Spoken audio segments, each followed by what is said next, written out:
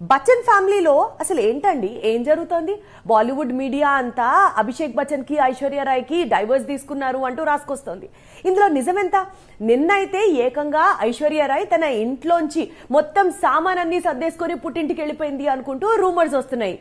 అసలు ఇంతకీ బచ్చన్ ఫ్యామిలీలో ఏం జరుగుతోంది?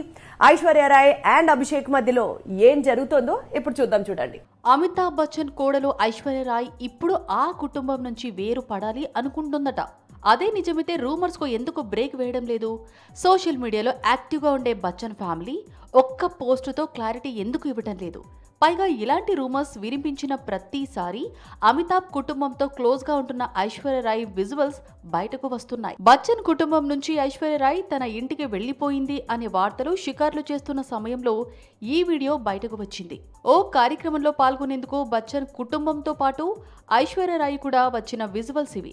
ఈ విజువల్స్ చూసి బాలీవుడ్ కూడా షాక్ అయింది. ఈ మధ్య కాలంలో ఎన్నడూ లేని విధంగా అభిషేక్ బచ్చన్ ఐశ్వర్య రాయ్ విడిపోనున్నారని, డివోర్స్ తీసుకోనున్నారని బాలీవుడ్ గట్టిగా చెప్పుకొస్తోంది.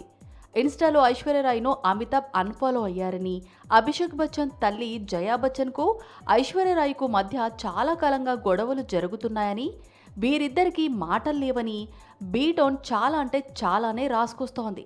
అయితే ఈ రూమర్స్ కు బచ్చన్ కుటుంబం నుంచి ఎలాంటి రెస్పాన్స్ లేకపోవడంతో ఏది నిజం ఏది అబద్ధం అనేది బచ్చన్ ఫ్యాన్స్ కు కూడా అర్థం కావడం లేదు.